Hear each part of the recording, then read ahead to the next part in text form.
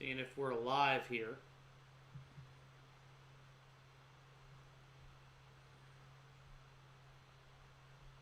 See what's going on.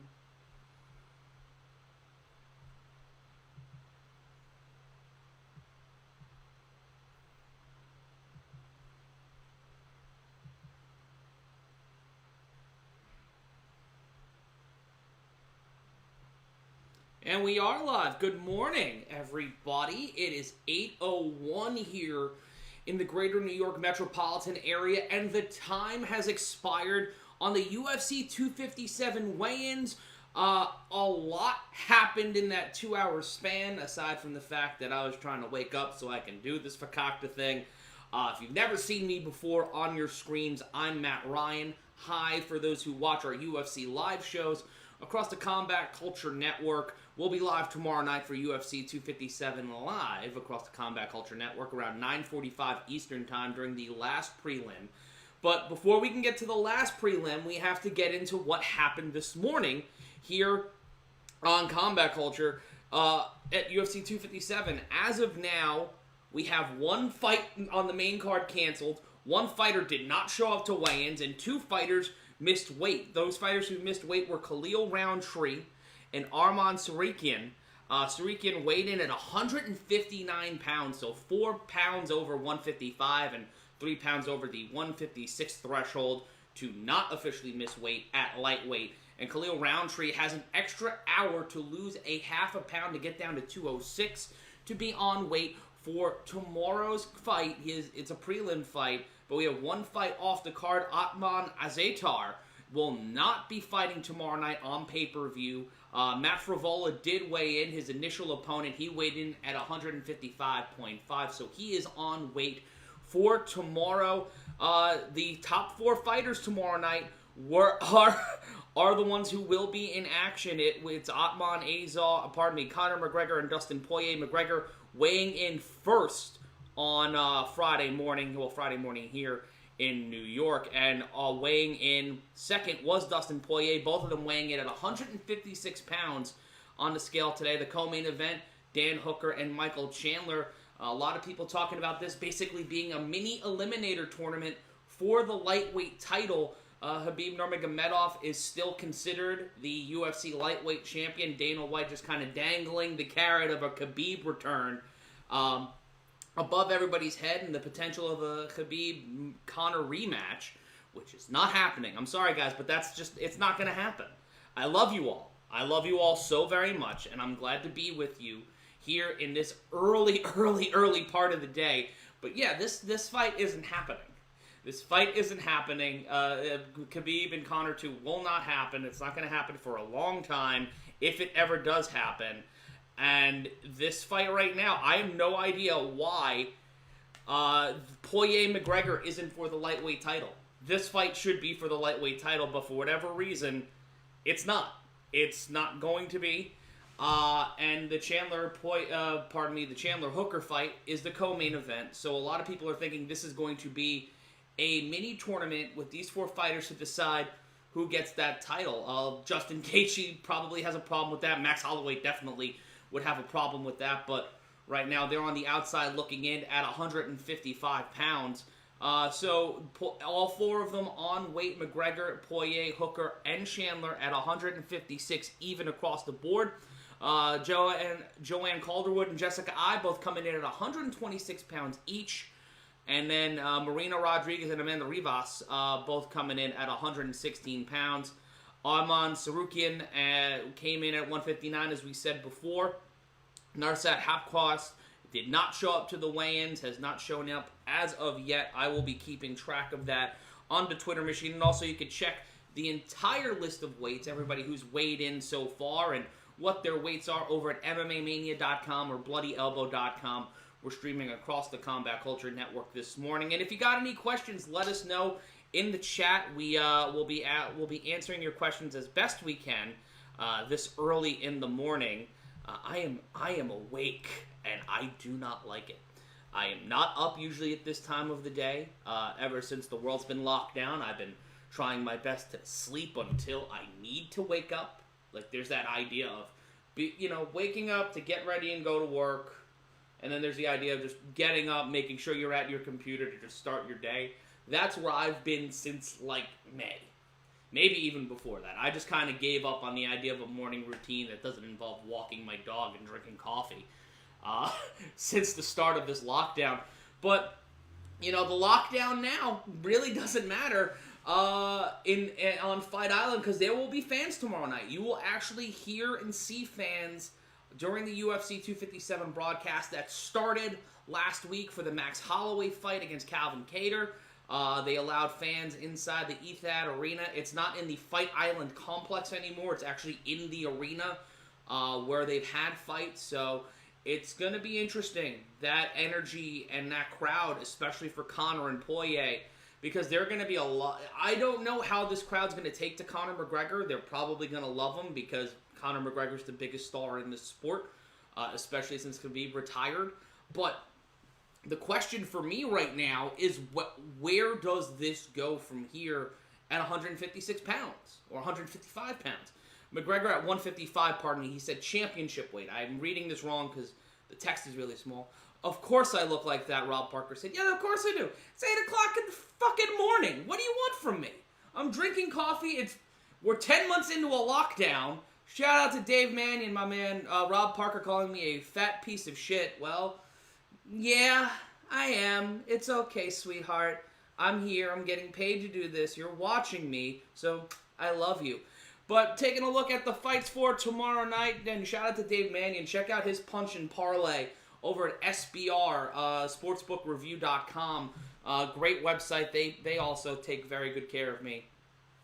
I'm like CNN, so I'm delivering news? What? This guy is having some fun this morning. Usually when we're on the late night show, when we're doing the UFC live pay-per-view cards, we have people from all walks of life, all political backgrounds. We all have fun. We treat it like a party. I usually have vodka in my hands. This morning it's coffee, but let's take a look at some of the fights heading into tomorrow. We're going to talk about the main card. If you want to learn more about the prelims for tomorrow night, head on over to MMAMania.com and BloodyElbow.com. Jesse Holland and the gang at Mania and all the great people over at Bloody Elbow will be breaking it down for you over there. We're going to start the card tomorrow night with Marina Rodriguez and Amanda Ribas. Rodriguez, the last time we saw her inside the octagon, she lost a split decision to Carla Esparza. Before that, she had a draw with Cynthia Calvillo, which was her second UFC draw. The first was against Randa Marcos in 2018. But Rodriguez is no slouch. She's got wins over Tisha Torres and Jessica Aguilar since joining the UFC. Every fight Rodriguez has had has gone to the distance in the UFC. Her last finish was in 2018 when she was on the Contender Series in Brazil when she finished Maria de Oliveira, Neta. So, going up against someone in Ribas, both of these fighters only have one loss on their record, but for Esparza, it's her most recent fight. So, you gotta wonder how that will affect her. She was 12-0 heading into her last fight. Now she's got that one. Will that make her stronger? Will that affect her strategy once she gets inside the cage? That's going to be the big question for me for Rodriguez tomorrow night. But for Ribas, she's on a 5-fight winning streak. The big feather in her cap, though, was sending Paige Van Zandt packing from the UFC in their fight last year, sending her to the Bare Knuckle Fighting Championship. Van Zandt, obviously, going to BKFC in one of the weirdest MMA pieces of news of 2020. I don't think many people expected that once that rumor started floating, but now she's over there. She's going to be fighting on Super Bowl weekend, which is Knuckle Mania, I believe is what they're calling it over at BKFC. If you want us to cover that card, if you want us to be live for that, let us know in the chat ski below, or let us know at MMA Mania or at Bloody Elbow. You can follow me or troll me on Twitter at MRyanConsulting. That's MRyanConsulting on Twitter. So Ribas got a first-round armbar submission back at UFC 251. That's the last time we saw her sending Paige Van Zandt packing. But she has a win over common opponent Randa Marcos, who got that draw against Calvillo in 2018. She also has wins over Mackenzie Dern and Emily Whitmire since joining the UFC just about 3 years ago. Ribas' only loss was when she was fighting in Jungle Fight. Me and Dave were talking about this yesterday on SBR. It was a knockout against Poliana Viana back in Brazil. Ribas has 3 knockout wins, 4 submission wins, 3 decision wins. If you're looking to put a little on this, I don't know. This one, I'd probably side. Right now, I'm siding with Ribas. That may change, but who knows? I think Ribas has the edge heading into this fight with that win. She's on a 5-fight win streak. That's a big momentum shift right there, where Rodriguez is dealing with her first loss and Ribas riding high. So Rodriguez has to be locked in if she's looking to pull off the win tomorrow night. And as we said at the top of the show, Matt Frevola and Ottman Azaitar has been canceled. Aaron Bronstetter reported something that he quickly deleted about Frevola fighting tomorrow night once we get a little bit more clarity. Or if you have that in the chat, let us know your thoughts and let us know what's going on. Tucker, what's going on, buddy? This Rob Parker guy is just busy today. He's got nothing going on. Much like me, nothing going on at 8 o'clock in the morning. But second fight that we know of for the main card is Jessica Eye versus Joanne Calderwood. Eye, a professional wrestler trained in Ohio, but now, well, obviously fought MMA, did a little pro wrestling on the independent scene, like I did, but now back in MMA. Her last fight was back in June, a decision loss to Cynthia Calvillo. She's 4-2 in her last 6 as Eye with a loss to Valentina Shevchenko at UFC 238. But she picked up wins against Vivian Araujo, Caitlin Chukagian, and Jessica Rose Clark on that run. The 3 of those 4 wins, all of them by decision. But earlier in her career, I think Jessica Eye is a streaky fighter. This is a hard fight for me to predict because Jessica Eye was on a 4-fight losing streak at one point, but going up against top-flight contenders like Betch Correia, Sara McMann, who's on tomorrow's prelim card, Julianna, Pena, and Miesha Tate, all those fights, though, went to decision. So if you're looking at Eye getting finished, she's only been knocked out once, only submitted once, and the other 6 of her losses have come by way of decision. So she's someone who's in there for the full 15 minutes, refuses to get out of there. 9 of her last 10 fights, all but 1 of her last 10 fights, went to a decision. So if you're looking at this fight tomorrow night, I know Dave Mania, my buddy, loves JoJo Calderwood and is looking at her, but she's coming off a loss as well to Jennifer Maia back in August by submission. Joanne is 1-2 in her last 3 fights with a loss to Caitlin Chukagian at UFC 238 and her most recent win against Andrea Lee at 242. Both of those by decision. Calderwood, a 7-year vet of the UFC, been a part of the organization since 2014, and has notable losses to Jessica Andrade and Cynthia Calvillo, but wins over Casey Letourneau and Ariana Lipsky. In this fight, I don't know what you guys think. I'd love to hear your predictions in the chat.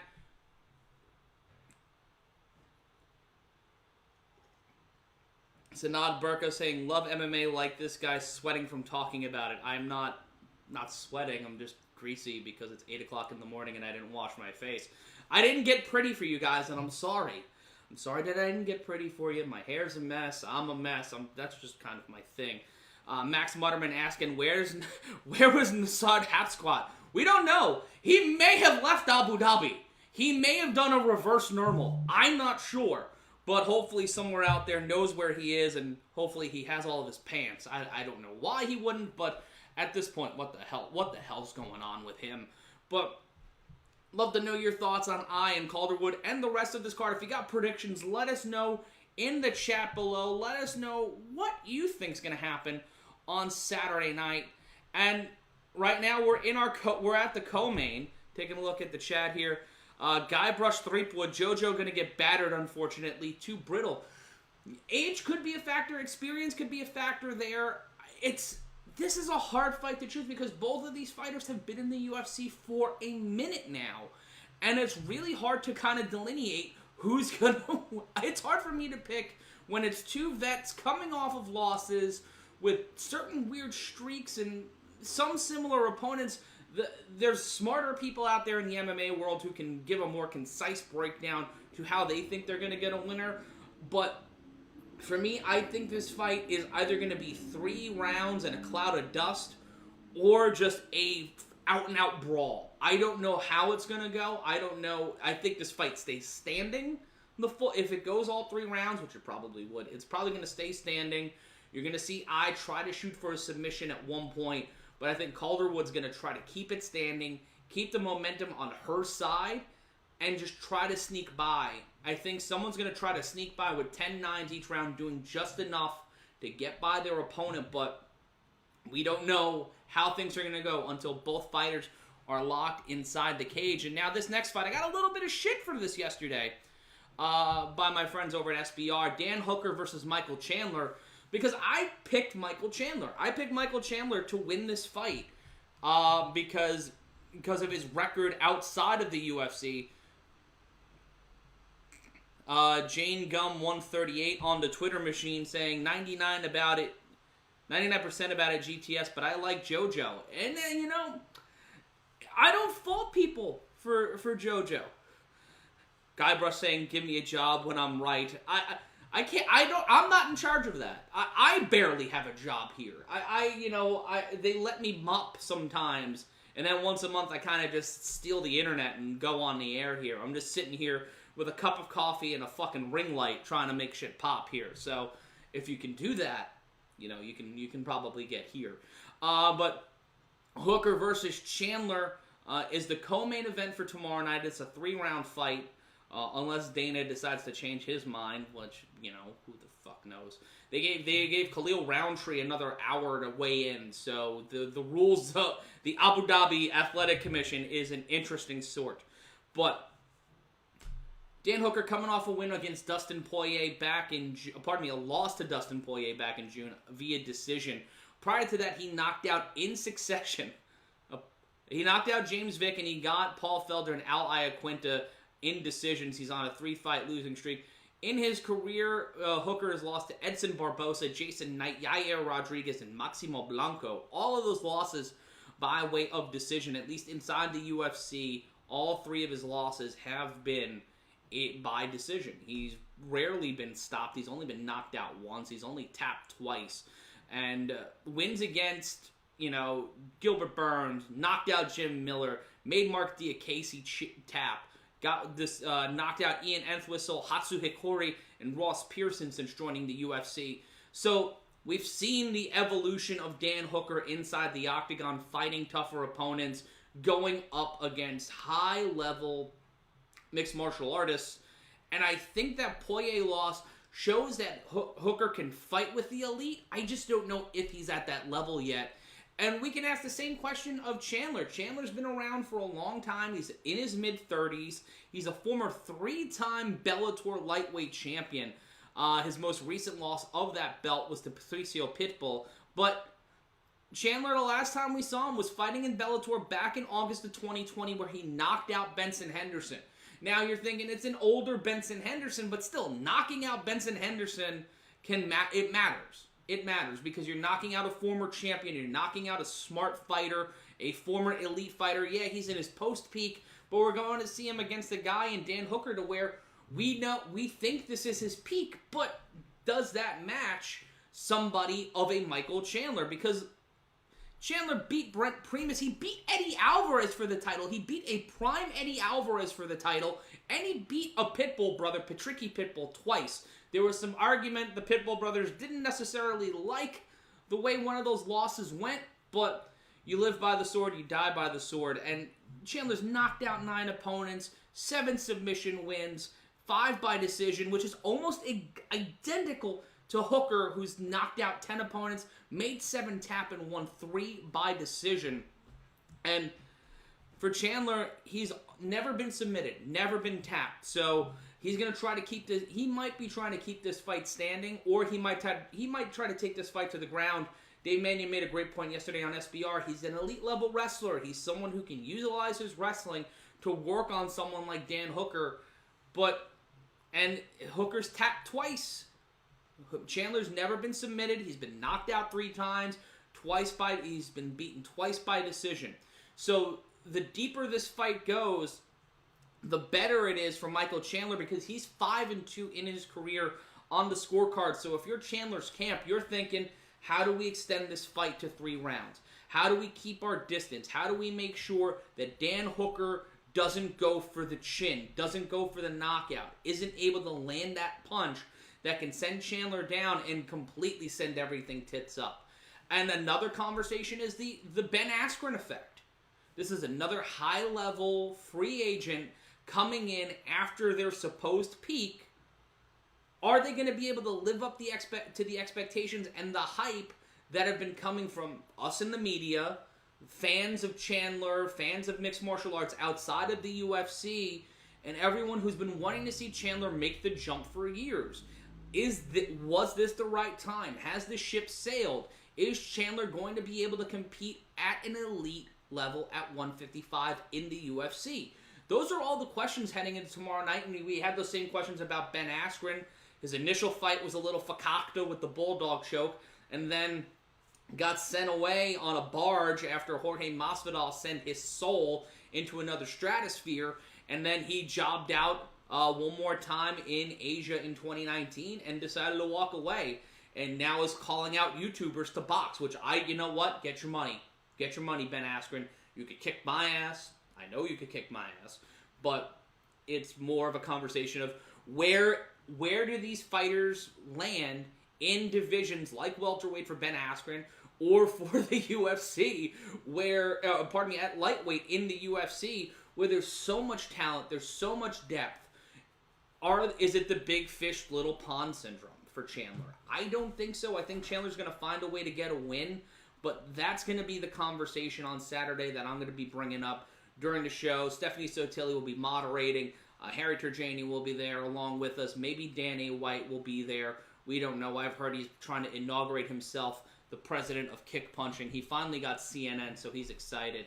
Toker88, Hooker, picking Hooker. Shout out to Bailey Griffin. He's a big Hooker fan from Australia. Seems like a natural. Jane Gum, any concern in Chandler's step up in competition? Now, that's the big question. We talked about it before, but he fought Eddie Alvarez, even though that might feel like a million years ago. This is a must-win for Hooker. Q saying, just bring back the Diaz brothers. Brother, if I could make that happen, I have been imploring for the Diaz brothers to come back ever since that fight at the Garden ended. There are a lot of unanswered questions with the Diaz brothers. There's a lot of questions just overall in the UFC, but they mostly are based around the Diaz brothers. I don't know. The Diaz brothers are the only ones who can unite the world. What are they, Captain fucking Planet? I would go for a Captain Planet reboot starring Nate Diaz, where it's just him smoking pot and punching people in the face. I think that would be leftists who will whoop you. Yes, we need more of those. We need more leftists who will whoop you. Q dropping some gems in there. Oh, Q drops! They're Q drops. Toker 88. Yes, the Diaz brothers bring the crazy. And do we need more crazy in MMA? I don't know. I don't know.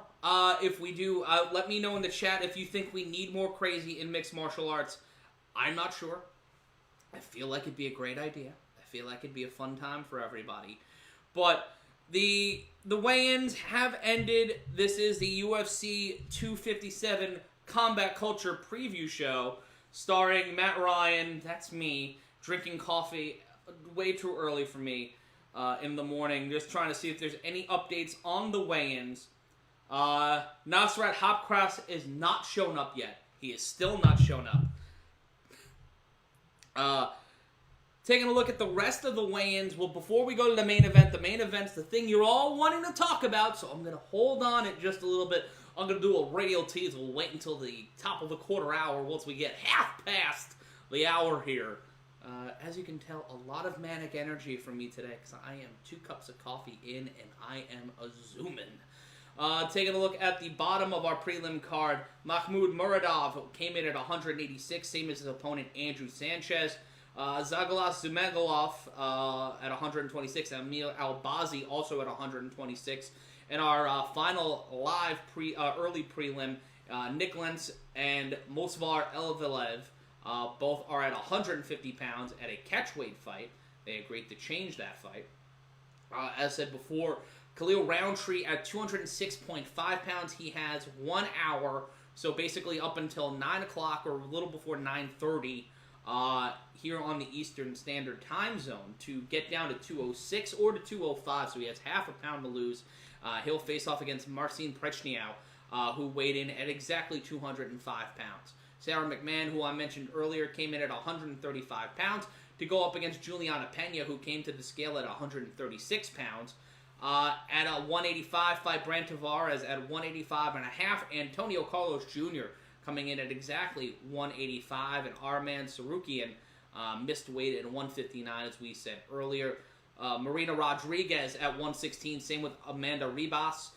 As said at the start of the show, in case you missed it, Matt Frevola came in on weight at 155.5, but Ottman Azaitar, which due to what looked like on social media a very poor weight cut, he did not look good in a photo I saw on Twitter.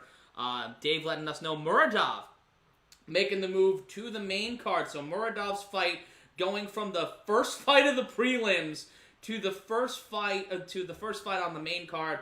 So Makhmud Muradov going up against Andrew Sanchez. We'll start our card on UFC 257 on pay-per-view tomorrow night. Thank you so much, Dave. I love you, buddy. I'll be seeing you next Wednesday for the next one. And taking a look at Jessica I and Joanne Calderwood, both at 126 pounds. And as I said at the top of the show, Hooker and Chandler, Poirier and McGregor, all coming in on weight. Hooker and Chandler at 156, same with Poirier. And Conor McGregor at 155 pounds on the bucket. So that's where the weigh-ins stand right now. As we get closer and closer, we are just over 36 hours from UFC 257 live. And we'll be streaming all of the conversation. We'll be watching along with you tomorrow night, right here on Combat Culture, or wherever you're watching us, on Bloody Elbow's YouTube channel, on the MMA Mania's YouTube channel, and also on Facebook and Periscope for MMA Mania and Bloody Elbow. Only on Periscope for MMA Mania, and shout out to the people or the person on Twitch watching along right now and watching along tomorrow night. We're excited to bring it along with you. We're excited to be a part of your community and a part of your watching habits for UFC 257. We'll be calling all the main card matches. I will be getting progressively drunk as the show goes on, as is tradition. Let me know, guys, in the chat if I should buy a bottle of Proper 12 for tomorrow, or should I just stick with the wild turkey that I have in my bar at home? Let me know your thoughts, or let me know on Twitter. Follow me on Twitter at MRyanConsulting. That's MRyanConsulting on Twitter. Let's take a look at the chat really quick. Q saying, I don't know who you are, but I love this energy. It's frenetic, manic energy, and my dog is currently having her neck propped up, looking like a giraffe, wondering what the hell is going on, mainly because it is the start of the day in our household. Toker88 saying, I want Porker, but if money's on the line, I'm going to go Conor. I think he meant Poirier. Smart type is the devil. It is the devil. Jane Gum 138 saying, seeing the Diaz brothers come back would be like the Four Horsemen coming back in their prime. All right, hold on. This is a question for the chat. Who is the MMA Four Horsemen?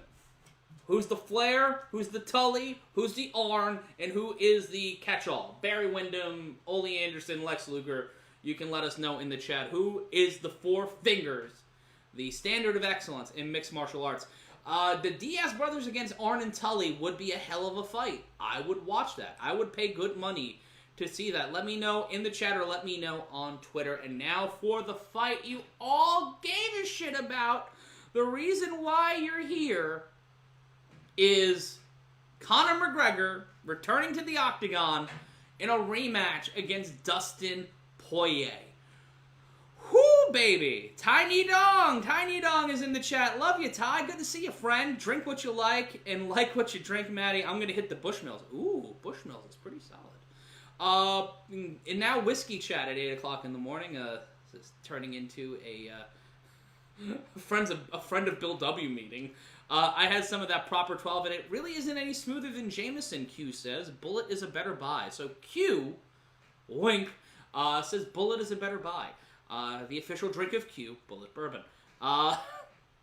Philip Brown saying Poirier looks big. Yeah, He's looking good for 155. Conor, too. Conor looking very chiseled, looking very on weight. That is the Conor McGregor. Like, this, I said it yesterday on the show, a focused Conor McGregor is the most dangerous weapon in mixed martial arts. Because we saw in the Nurmagomedov fight, he wasn't focused. He was in the middle of his salad days following the fight against Mayweather. That lack of clarity, that lack of focus, guardrail throwing, proper 12 drinking, phone throwing, arrest making, old man punching McGregor is gone, at least for now. Once the world opens back up, we don't know what the hell anybody's going to be doing. Who knows, we don't even know what we're going to do, let alone someone else with hundreds of millions of dollars and basically all the whiskey he can get into his body. So we don't know what that's going to be for Conor McGregor. We don't know if he's going to look into boxing again. We might know, if he retires for the 87th time. He says he has 4 fights left on his UFC contract. Dana White thinks he's going to fight multiple times this year. A few people think he's going to fight 3 times this year. Don't know if that's actually going to happen. We got, David in the chat. Israel Adesanya, Volkanovski, Hooker, and Riddle. The 4 horsemen of MMA. Interesting. I like that. That's a solid one. I think Conor's Flair, though. I think Conor McGregor's the closest thing we have to Ric Flair in mixed martial arts, because the man's all about dressing, watches, cutting promos, and naching. The man naches as good as Ric Flair. If you don't know what naching is, use the Google machine and look that up. BP saying Nick Lentz to upset Movsar. I'm not sure what that means. Billy Niazi saying, so what happened to Nasrat and Arman? Nasrat just gone. No one knows where he is. It's turned into a what happened to Aunt Diane situation. No one knows where he is. No one knows what's going on. This is probably going to be a weird fight. This is going to be a weird situation. And I kind of want to see Dana White dressed up as the great mouse detective going around Fight Island to see what exactly is going on. James Gum saying, give me GSP and Couture versus Tully and Ard. Yo, brother, that's some good shit right there. David Mannion saying, Connor, Artem, John, and Roddy. It said, Nick, BP, you gotta ask in a full question. Using emojis, you can't. He's laughing at me for not understanding what he said as my dog begins to bite my pants, letting me know I'm not funny anymore. Dad, stop it. You're being annoying. But let's break down this fight just a skosh, because everybody wants to talk about this fight and everybody wants to give predictions. Poirier coming off a win against Dan Hooker back in June. But before that, the last time we saw him was at 242 in Abu Dhabi. So he's 0-1 in Abu Dhabi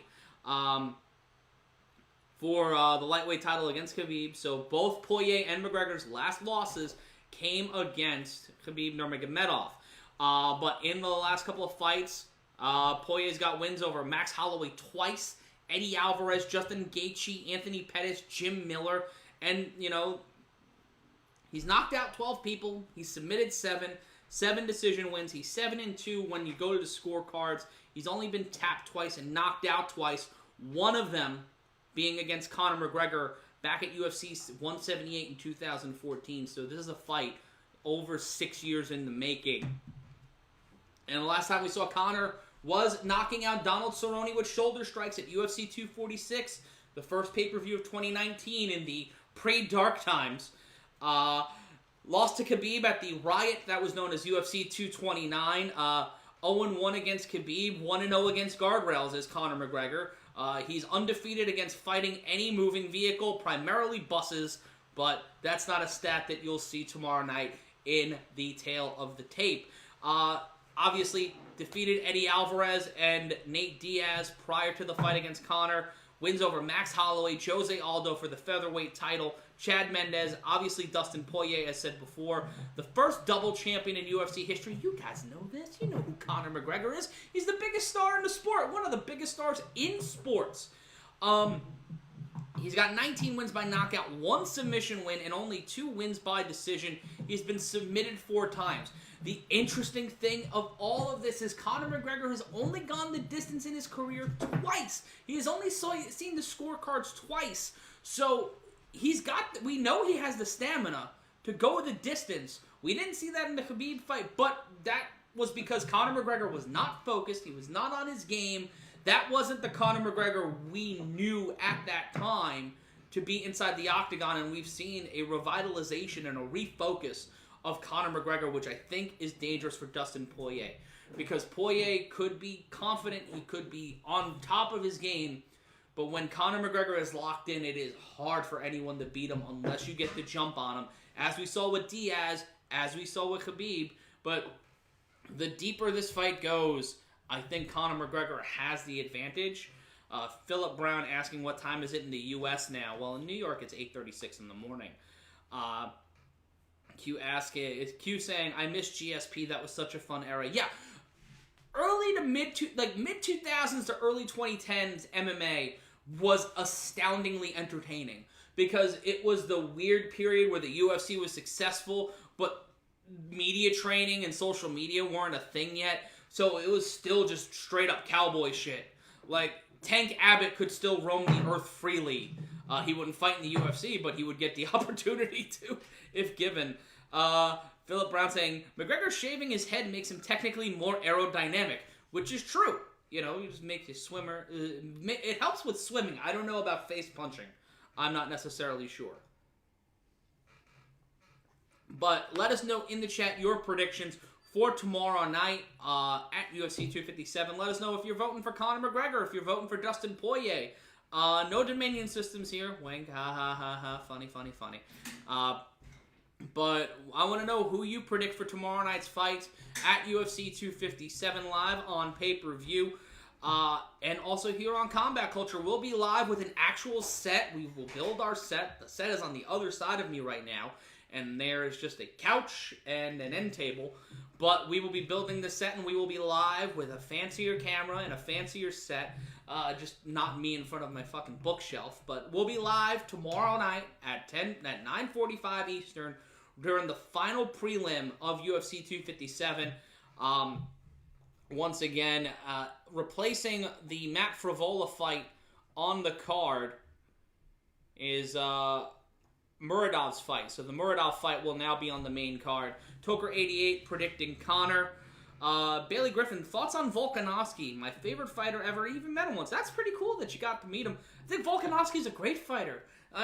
Right now, the elite in the UFC, I think the UFC, in terms of athletes, is the best it's ever been. In terms of star power, I equate it to the ruthless aggression era for our WWE fans out there. You have established stars like Conor. You have established stars like Jon Jones who are carrying their divisions. You have a Max Holloway. You have Amanda Nunes. But there's still a power vacuum. Israel Adesanya is on the come up. Pardon me, my sinuses. He's on, whether Israel Adesanya on the come up, he's going to be a big asset. Kamaru Usman. It's about developing those fighters into draws. I think Kamaru Usman is going to be the draw in the UFC in the next 5 years, dependent on what Conor McGregor does next. But I think Kamaru Usman and Jon Jones will be the definitive faces of the UFC alongside Amanda Nunes in the next 5 years if Amanda doesn't decide to retire and just enjoy her life with her wife and child. Like, I'm not against that. But there's a need for more stars, especially in the women's divisions. We have Amanda Nunes, we have Joanna Jędrzejczyk, we have Weili Zhang, and Rosnama Yunus, but there needs to be more depth and more competition in terms of star power in those divisions, in those weight classes. Internationally, the women's MMA in UFC, the women's divisions, are carrying strong because it's such a diverse class of athletes, a diverse crop of athletes. But here in the United States, and this is kind of traditional when it comes to women's sports, women's competition across the world trends better than it does in the United States. But as we've seen with the U.S. women's soccer team and what we've seen in the women's evolution of professional wrestling, primarily in the WWE over the past few years, there is a quality and there is money and there is a market for it in the United States. It's just all about delivering depth. It's all about delivering the Ronda Rousey effect is obviously missing from women's MMA right now. And you can argue she's a once-in-a-generation star, but the time is coming for a new star, and a lot of people, Macy Barber thinks it's going to be her. There's quite a few fighters who think that's going to be them, but it's the time is better than ever to go and take that crown, be the face of women's MMA. There's a lot of people vying for it, but who's going to be the definitive face? It could be Jędrzejczyk, it could be Nunes, it could be Valentina Shevchenko. Valentina Shevchenko is a killer, but who's going to be the draw that sells pay-per-views? Nunes is in that conversation. Jake Paul saying he doesn't know who she is. He can go fuck himself. Double S asking, Kamaru Usman? Lol. I think he is. I think this is great. I think so. Philip Brown saying, I wish MMA was as big as soccer. Soccer's got like a 150 to 200 year head start on MMA. And mixed martial arts is a 27-year-old sport. I know, Olive. I know. I wish it was more popular too. But it's a 27-year-old sport, so it has the time. It has time. In that 27 years, it has gone from peak to relative obscurity to peak and then a bigger peak. And right now, we're riding high on that. And I think the growth of the sport internationally has done more. I think MMA is more like soccer than it is American football. Because the growth of the game internationally, or even like the NBA, it has become a huge driver of sports across the globe because it taps into so many different sports and so many different combat disciplines that you're seeing a growth in that. And you're seeing the growth of people training in mixed martial arts and training in combat sports. It's a huge part of all of this. I have to give my dog a toy because she's being a fussy baby. That's the fun part of broadcasting live from your house in the middle of the afternoon is you have to treat your fussy baby with respect and care. That's a good thing for all you dog people out there. Give your dog a toy; they will love you forever, especially if it's a stuffed one, because they will destroy it.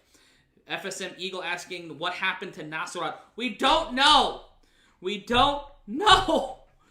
Where is Nasrat? It's turning the where in the world is Nasrat? I don't know.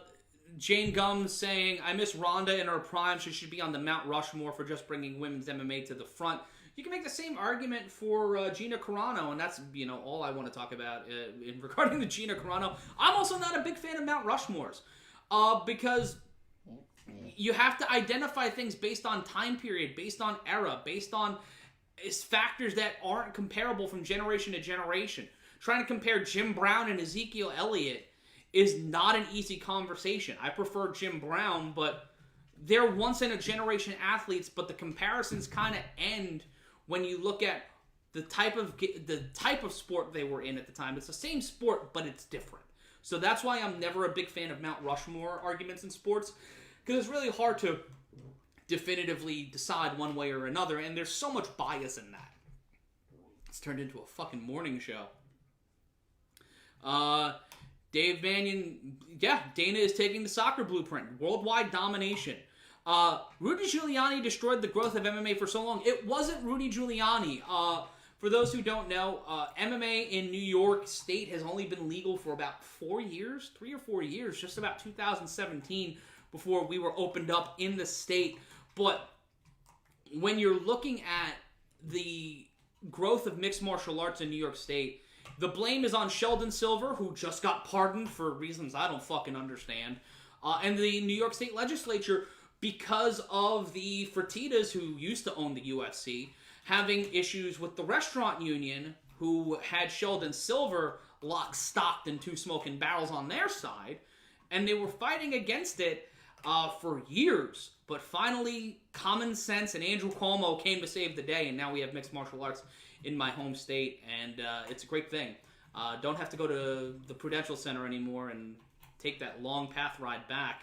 I can just walk down to the Barclays Center, which is like 20 minutes from my house, which is fantastic. Taking a look at the chat here. It's really where's Aldo? Where's Aldo? I would buy that instead of where's Waldo. Where's Aldo? I would watch that. I would be. Shout out to RJ. He said shout out Idol. Oh, Rudy Giuliani is a piece of garbage. I'm not caping for him. I'm just giving context. The hearings, Rudy. Look, my understanding on Rudy Giuliani regarding MMA, I should know a little bit more about that. But you know what? Send me a link on Twitter about those hearings. M Ryan Consulting on Twitter, exactly. And talking about the Four Horsemen argument, I think it's just a fun comparison game in terms of personalities. Instead of Mount Rushmore's where you're trying to definitively give the top of each. And thank you, RJ. Much appreciated. But Q, if you've got any of that stuff, let me know. Shoot me a note on the Twitter machine. M Ryan Consulting is the Twitter handle. You can also follow us at MMA Mania and MMA a Bloody Elbow on the Twitter machine. Tiny Dong, let me know on the Twitter. Better stock up on some whiskey. You're looking a wee bit low. Not sure if tomorrow's going to be a Tullamore Dew or a Black Bush night. Tullamore Dew. I've heard that name so many times that I've never had it. I think I might have to try it. I think I'm going to have to try it. If you got whiskey suggestions, let me know on Twitter at MRyan Consulting. And let me know if you like this. If you want us to keep doing these shows. If you like an MMA morning show hosted by me, my dog, and a cup of coffee, please let us know. If you like it and they want to keep paying me for it, I definitely will do it. Let them know on Twitter at MMA Mania and Bloody Elbow specifically. And we're live on Combat Culture, but to kind of summate here, this fight tomorrow night means a lot for the UFC. Not only does it solidify Conor McGregor that once again as the biggest star at 155, we don't know if Dana's gonna pull a surprise and make this a title fight in the last, because Khabib says he's not coming back. Dana thinks he's coming back. It's like when Dad went out for cigarettes and just never came home. Did that happen to me? Probably. Am I taking it out on Dana White? Possibly. But that's for me and just for me to know. Yeah, it's kind of the truth, but beyond that. Double S saying, Matt, is there an up-and-comer you really like to see as a potential world champion? Right now, the elite class of MMA is kind of just where everything is. I don't really think there's one specific up-and-comer. If you've got someone in the chat, let me know. Let me know if you have someone that you think would be a great world champion in the UFC or MMA. I'd love to see Rose Namajunas get another run. Brian Blaze saying, I only want Khabib to come back for GSP. That's the fight. Like, I'd love to see a Conor rematch. Definitely would love to see a Conor rematch. I'd love to call a Conor Khabib match. I wasn't hosting the streams at that time. I wasn't even working for SB Nation at the time. But I'd love the opportunity to see that fight again. I think Khabib GSP is a great match. Toker88, love the MMA morning show. Gets me more hyped for its time. I'm not going to do that because I don't want Bruce to sue me. Yes, Olive, I know. Daddy is plotting. I get it. But this is now the MMA morning show or the UFC 257 preview show. I'm Matt Ryan. That's Olive the dog. Who wants a toy that's underneath. Shimiev, that's a great one, Jane Gung. Shimiev is a great one. I think there's a lot in him. Aljamain Sterling. Yeah, Aljamain Sterling, that's the guy. That's the guy for me. That is a great, great call. David Mannion. And follow him on Twitter. It's DMannion_. That's DMANYUN_. Make sure I get that right. Yeah, DMANYUN_ on Twitter. Follow Dave. Stipe beats Francis Ngannou and Jones beats Stipe. Ooh, that's a big take there, Dave. I don't know. I think Ngannou, the Ngannou thing and the Conor question that I talked about before, the focus, that's my primary focus when it comes to a Stipe Ngannou rematch. The Ngannou we saw that had the hype train behind him, the pay-per-view marketing was all focused behind him. That pissed Stipe off. You don't want to piss Stipe off because then he's more focused, he's more concise, and he's going to come to ruin your life. Now it's going to be more balanced. I think Stipe is going to get the respect on his name that he deserves. But Ngannou is a more dangerous fighter than he was the last time he fought against Stipe. I think Stipe versus Jones is the fight for MMA fans, because then Jones says he beat Stipe. He did something that Cormier could only do once. He says he could do it again, and then we get the Rocky Balboa plot. Cormier in his restaurant, enjoying life as a commentator, just straight chilling, and then John Jones with the heavyweight title saying, "Come on back, Cormier. We gotta run it back one more time at 250, 255, and then the world will be set ablaze, because why the fuck not?" This cannot be a championship fight. Drew Jen says Dustin has already tipped the scales at 156. Who gives a damn? It's a pound. Who cares? If Conor wins, then you give him the 155 belt. Or, you know what? Give him an hour, let him cut a pound, and throw the fucking belt in there. Who cares about 1 pound? When you can have... If Dana said right now, if you dropped 1 pound in an hour, we'll make this a title fight, I think that sells 1 million more pay-per-views. Or at least another 500,000 if they make this a title fight. Because right now, nothing matters in sports until Sunday at 1 o'clock, when the NFC and AFC championship games happen. You're going to be doing yourself a disservice by not doing that if I'm Dana White. I don't know. It's probably not legal, but it's the UFC. Who gives a shit? Who honestly gives a shit? Double S saying Jones beats every heavyweight on the roster. That's a bold claim, my friend. That is a bold claim. It's going to be great to see John Jones enthusiastic about fighting again, because his last 2 fights at light heavyweight, the Dom Reyes fight and the fight before that, John Jones just was there. He pulled a Marshawn Lynch. He was there because he didn't want to get fined or get stripped of the belt for the 97th time. We'll rock with you until the top of the hour. Once it hits the top of the hour, we will be gone for the day, and we'll be back in about 12 hours and 45 minutes, 36 hours and 45 minutes for UFC's 257's live stream. If you don't know, I'm Matt Ryan. We're glad you're joining us here this morning across the Combat Culture Network. Hi, Olive. Hi, Honey Pie.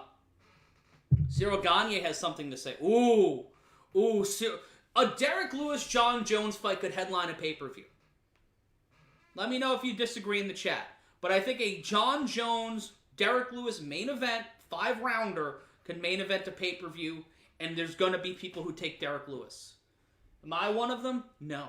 Olive, don't bite my live from Skankfest DVD that you can get from Catalyst Wrestling for only $20 at Walmart.com. Don't do that. You should, if she does, you should buy me a new one, or buy yourself a new one.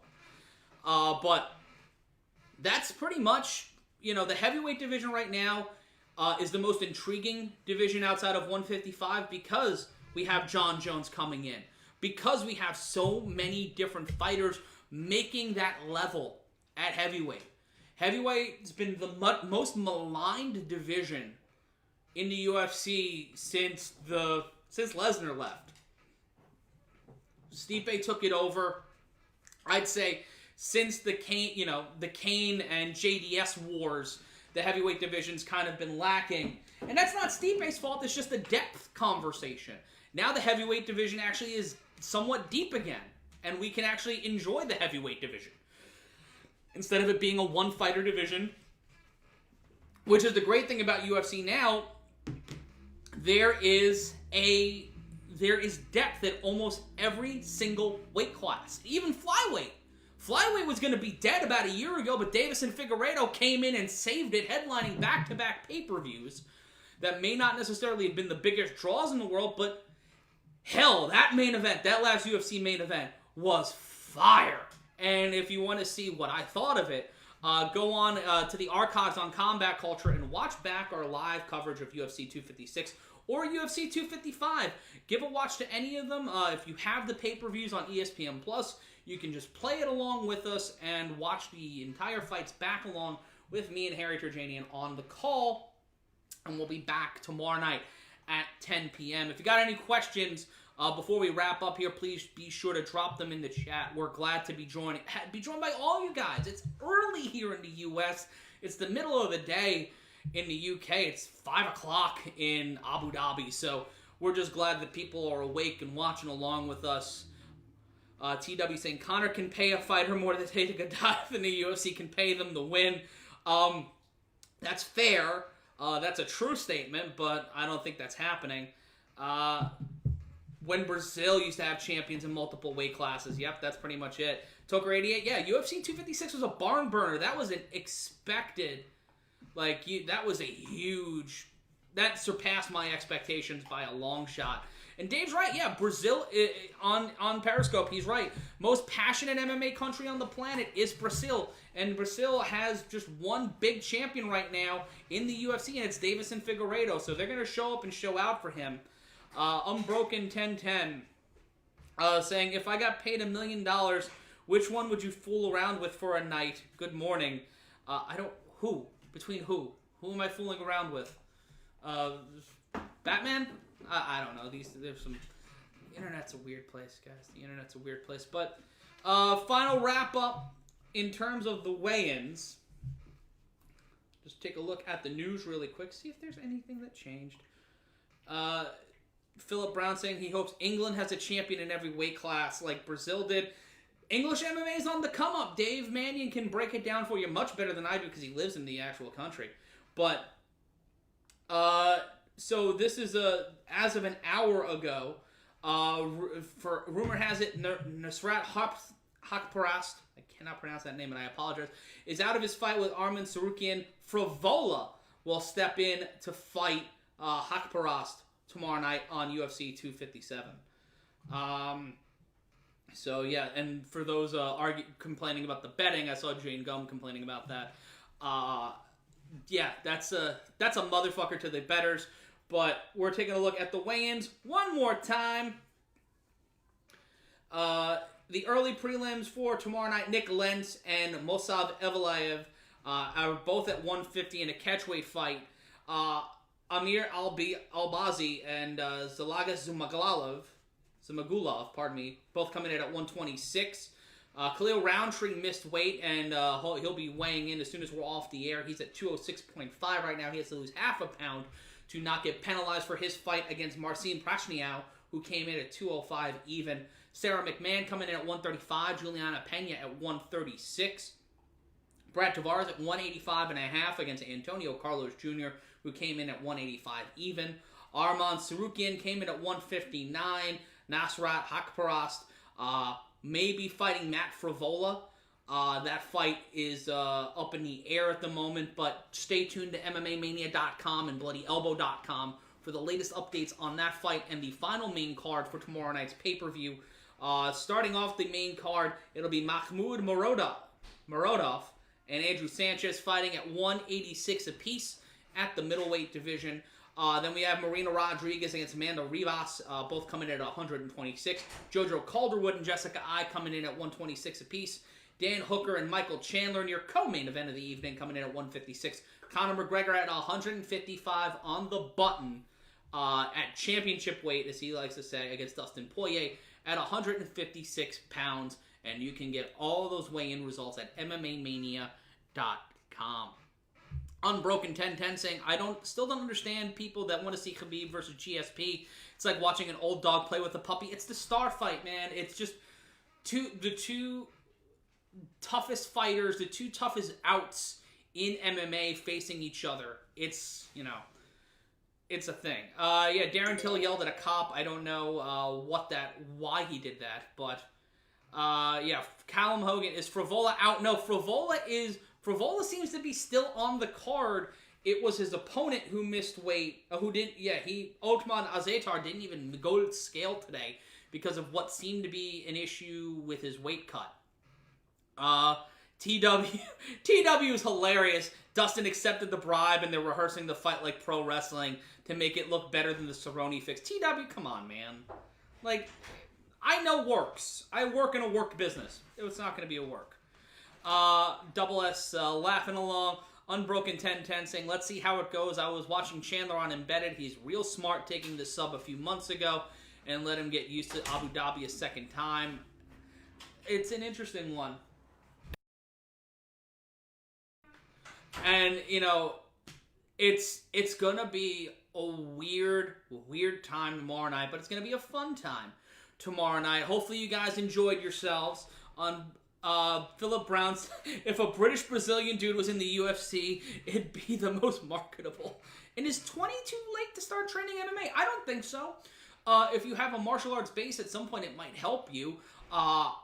You know, we've seen mixed martial artists fight into their 40s or 50s. We've seen fighters break. Greg Hardy is fighting in the UFC, and the only reason he's fighting in the UFC is because he was an NFL All-Pro. But as the dog whines, because my roommate left, it must mean the sands of our hourglass and the days of our lives have come to an end, and it is time for us to come to an end as well. One last time for the people in the back, follow us across social media at MMA Mania and Bloody Elbow. Be sure to like, comment, and subscribe to this video. In all of our videos, if you haven't subscribed to Combat Culture yet on YouTube, what are you doing? What the fuck are you doing? Do it already. But be sure to like, comment, and subscribe. If you haven't liked already, I'm going to yell at you. TW, good show, bro. Thank you. Your conspiracy theories are fakakta and cockamamie, but I'm glad to have been here with you guys. This has been a fun time. Let's see if we can do this again.